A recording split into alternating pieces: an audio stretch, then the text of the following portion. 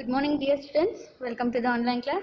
So, however, you all people comes to know that we already completed 6 lesson in your history part. Yes. So, in previous class we learned about the Sultans of Delhi. Yes. Okay. In that lesson we learned 3 dynasties like slave dynasty, Khilji dynasty, and Tughlaq dynasty. Yes. So today in this session, let us move a 7th lesson of history, that is the Mughal Emperor. Okay. See, let me give you in a short way the introduction of the Mughal Empire. Yes. Babur invaded India in 1526 and after overthrowing the Delhi Sultanate, established the Mughal rule after 1526. Okay, killed Babur killed the king of when Babur killed the king of Lodi dynasty, okay, that king name is Ibrahim. Yes, so after that Babur established the Mughal Empire in 1526 in India. Yes, so today in this session we are going to learn about the importance of the Mughal Empire and how many rulers are important in this ruling period. That we are going to learn. Okay. See, there were 3 empires in the history of India. One is Maurya Empire, second one is Gupta Empire, and the third one is Mughal Empire. Gupta Empire, Maurya Empire, and the Mughal Emperor, they were very important among all emperors. Yes, because these 3 empire only made, or they were only created a history of India. Yes, the founder of the Mughal dynasty was Babur. After the defeating of Lodi ruler, he is Ibrahim. Yes, he was ruling a small region in Afghanistan called Kabul. He was ruling a small region. He was ruling a small region which lies in Afghanistan, is called Kabul, and was waiting for an opportunity to attack India, which was rich and prosperous. Yes, which was very rich and prosperous India. Babur belonged to the Mongol race. The word Mughal comes from Mongol. See, the word Babur actually he belongs to Mongol. Okay, the word Mughal comes from or derived from Mongol. Yes, rose was introduced to India by Babur. Okay, before the dynasty of Mughal, there were no any kind of evidence, or there is no ruler used to use the rose here. Okay, when Mughal Empire was started in 1526 in our India, when he established the Mughal Empire, from his ruling onwards, Babur introduced rose flower here. Yes, where in India? Who? Babur introduced the rose. Yes. Next. Taking advantage of the growing weakness of the Delhi Sultans, Babur invaded Delhi and ended their reign. Yes, but he could not stop at that because the Rajputs were belongs to India. Yes, they were the rulers of India. Babur invaded Delhi and ended their reign, but Babur could not stop at because the Rajputs and the Afghans resisted him strongly. Because when Babur took a power of Mughal Empire, or when Babur established the Mughal Empire, in that time Rajputs and Afghans were a very strong rulers at that time in our India. Yes, Afghans, they were always belongs to Afghanistan, and Rajputs, these were the one of the important and the finest emperors of India. The brave warrior that he was, Babur, with his powerful weapons. Yes, Babur was a very powerful person, and he only established his Mughal empire with the help of his powerful weapons along with soldiers. Yes, Means instead of soldiers, we also can tell like that military system. He established the military system. Okay, he made military system very powerful, and also he used weapons. Forced to the opposing armies to retreat it. Yes. So next comes, soon Babur conquered Delhi, Agra and the surrounding areas and established his kingdom. Okay, when Babur conquered Delhi and Agra, and not only Delhi and Agra, he also established his kingdom all over the India. Like we can say it up to the North India.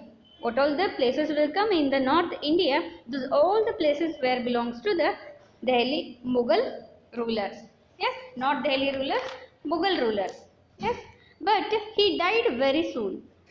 Babur, he established the Mughal Empire. Yes, in a very short period he became a important ruler in Mughal Empire, but he died very soon. Yes, his son after Babur, we will learn about Humayun, who is ascended the throne after the death of his father, who Babur. Yes, now comes the term of Humayun. After the Babur, Humayun will come. He also a one kind of a powerful, yes, ruler of Mughal Empire. Yes, Humayun managed to overpower his enemies in the beginning. He had to face many difficulties at the hands of Afghan chieftains. Yes, Sher Shah Suri. Afghan chieftain is Sher Shah Suri. Sher Shah Suri, he belongs to Afghanistan of the Afghan, and he was the chieftain of the Afghan place. Okay. Next, having lost his kingdom, he fled to Persia and stayed there for 15 years. When the Afghan rule in India weakened, Humayun invaded India and conquered Delhi. Yes, however, he died within a short period thereafter. See here. When Humayun come to the rule of the Mughal Empire, at that time, beginning of that time, he used to face many enemies. Among those he defeated, he needs to face to defeat the Sher Shah Suri. Okay, he used to establish his kingdom as an Afghan in India. When he defeated the Sher Shah Suri, at that time, Humayun again he conquered the Delhi and he established Mughal Empire in India. Yes. Now after that, Humayun's son Akbar. Yes, everybody knows about Akbar and Birbal stories. Yes. So let us see about Akbar, who was the son of Humayun. Yes, Humayun's son Akbar had always aspired to build a vast empire in India. He had dreamt that he wants to establish his Mughal empire throughout the India. With his intention, he tried to pursued the mighty Rajput kings to support him. He always wanted to support the Rajput kings, and also he expecting from the Rajput kings to support him also. Yes, some among them joined hands with him, but Rana Pratap Simha of Mewad opposed Akbar. All were agreed to support Akbar, but only one person, who is Rana Pratap Simha of Mewada. He only opposed the Akbar. He was a proud and brave warrior. Who? Rana Pratap Simha was the brave and very proud person. Yes, and also later a fierce battle between the Rana and the Akbar took place at Haldi Ghat. Okay, this Haldi Ghat, it is in, at present also we can see this Haldi Ghat in Rajasthan. Yes, so this at the place of Haldi Ghat, between the battle were started between Rana and Akbar. Yes, though Rana Pratap Simha was defeated in the battle, he did not bow down to Akbar. Yes, he never wants to support the Akbar, either Mughal emperor. Yes, he did not bow down to Akbar. He defeated from the Akbar, but he never bowed down to the Akbar. Okay, that much brave and proud king is Rana Pratapa. Yes.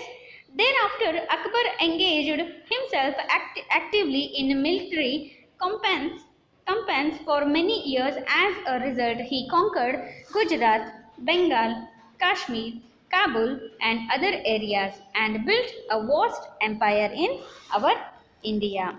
Yes. So these were these are all the parts regarding Akbar. Now let's see and let us know about the Akbar's achievements in wherever in which all our places he used to get achievements. Okay, so he got achievement in administration, in religious policy, and along with patronage to arts. Yes, he gave his contributions, or we can also say that he had an achievement in administration, religious policy, and arts along. Yes, then afterwards we'll move for the another one, brave king. Yes, see, in administration, achievements of the Akbar. Yes, Akbar was an able administrator and a broad-minded ruler. Akbar was an administrator along with that very broad-minded ruler. Yes, he possessed many of the qualities needed for a great king. He was not a despotic ruler. He realized that in order to preserve his vast empire, it was necessary to win the trust of his Hindu subjects who formed the majority. Yes, he appointed Hindus to high posts in his courtyard. He given importance for Hindu peoples also, and he appointed Hindus in his courtyard. Okay, that also in high posts in his courtyard. Okay, courtyard. Yes, he withdrew the personal tax called Zigya. Yes,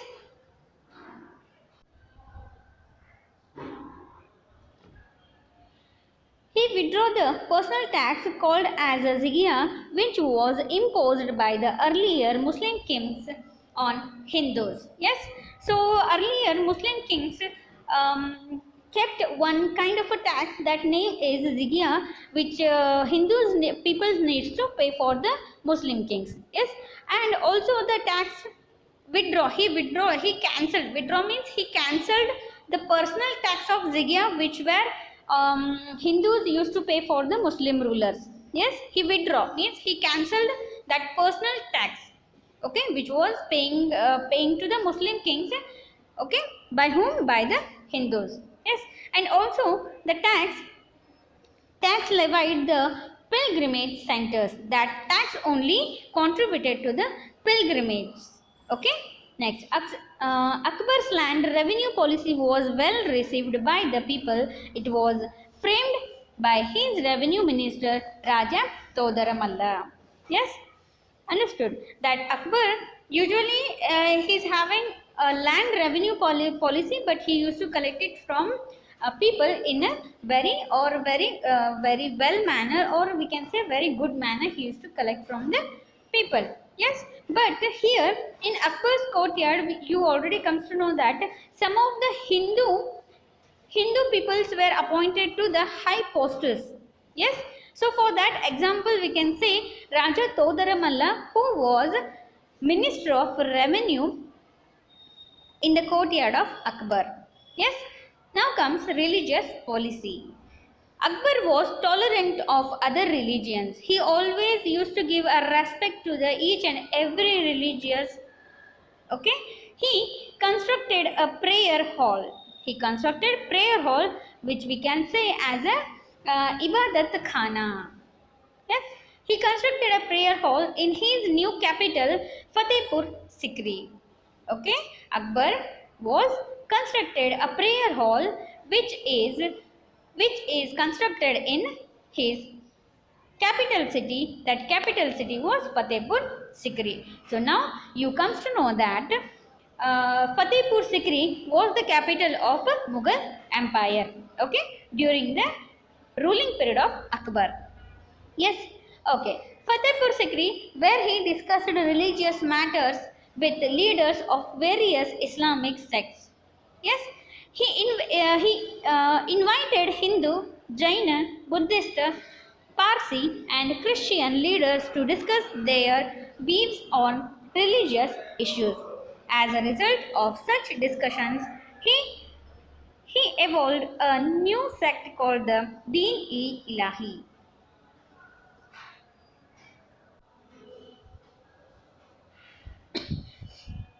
See here, Deen-e-Ilahi was a new sect. Okay, let me repeat the same sentence once again. As a result of such a discussions means related religious policies.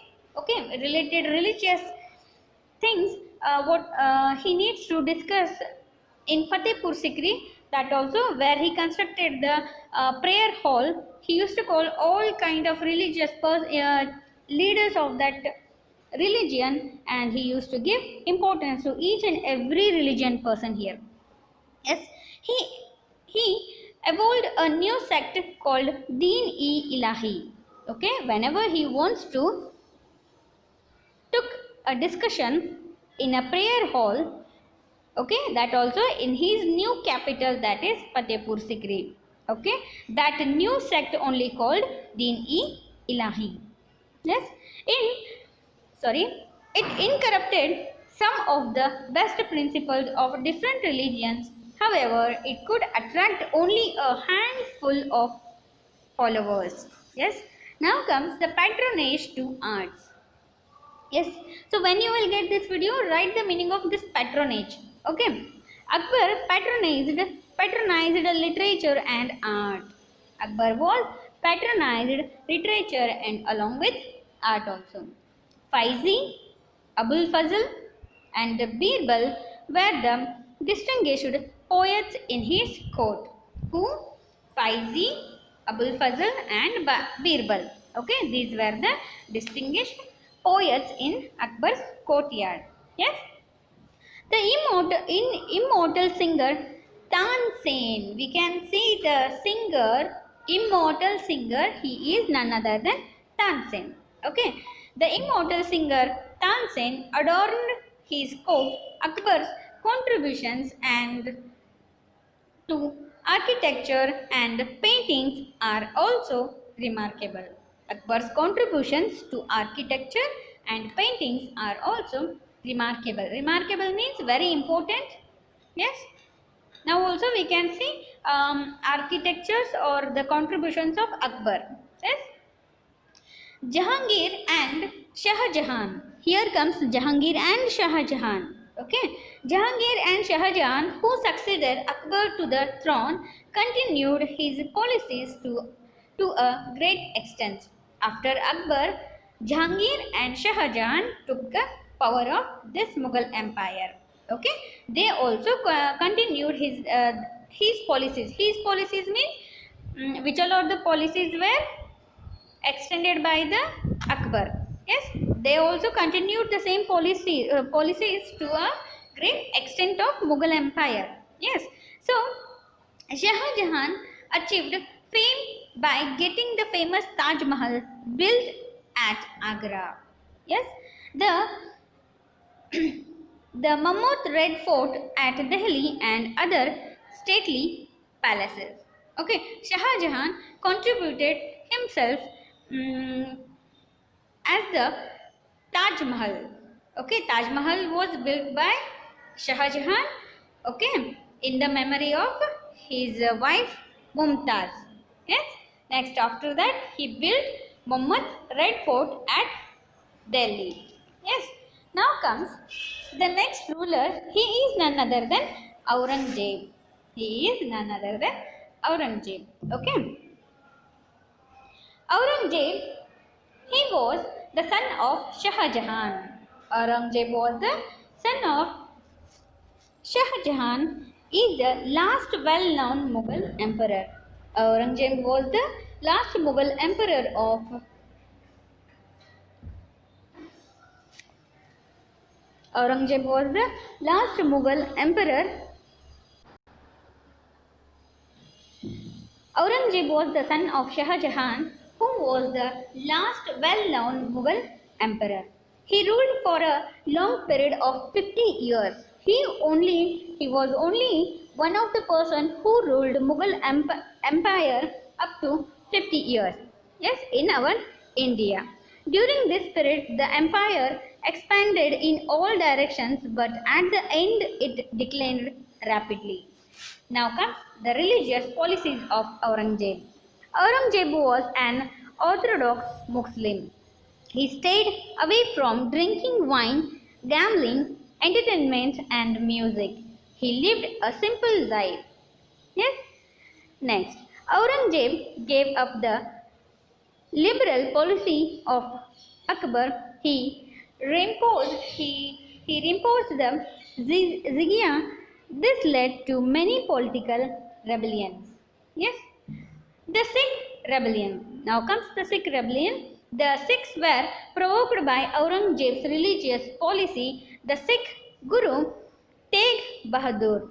The Sikh Guru Tegh Bahadur was publicly executed in Delhi. His son Guru Govind Singh organized the Sikh community into a militant sect. Who?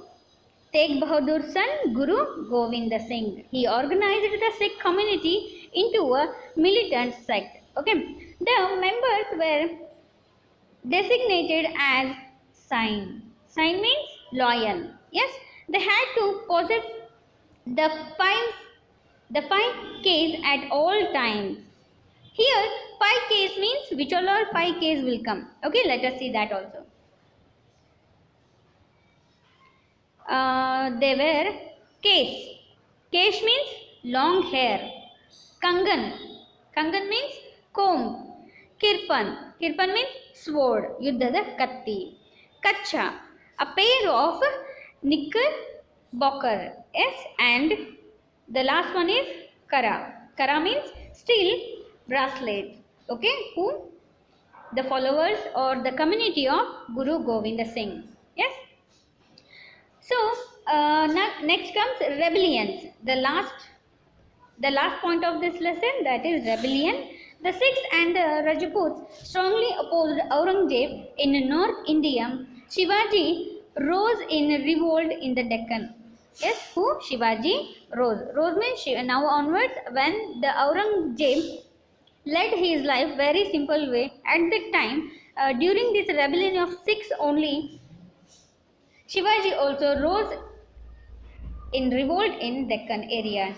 Yes, the revolts continued for a long time, and as a result, Aurangzeb lost enormous wealth, a large part of his army, and worst of all, his prestige. He lost his wealth along with his prestige. Okay, many provinces of his empire became free. Many provinces of Mughal empire were become very free. Okay, the Deccan Wars sapped Aurangzeb's economic power as well as military strength. However, you know in the previous part only you comes to know that the military power of Mughal emperor was very powerful. Yes, so when Aurangzeb defeated by the Indian rulers, he become economically and also in according to the military power also he become a weakened. Yes, being exhausted, he died in the Deccan. With his death, the Mughal empire was completely become a, or we can say like greatly the Mughal empire was become a weakened. So here we can say that here onwards Mughal emperor or Mughal empire comes to the decline. Yes, because of that this Aurangzeb, he used to live his life in very simple way. For that reason only this Mughal emperor or empire become a decline. Okay, so here up to this point you people learn. So if you have any kind of doubt you can ask me, okay, by the phone, either you can ask through the Google Classroom app also. Okay, so you know already that however the government reduced your portion. Yes, here also government reduced your portion, that is the cultural contribution. Cultural contribution and the decline of the Mughal Empire. Okay, both 2 points were reduced according to the governments. Yes, so let us we'll meet once again. We'll meet in the next lesson, that is Maratha. Okay, in Marathas we'll learn Chhatrapati Shivaji. Until then, take care of yourself. Bye.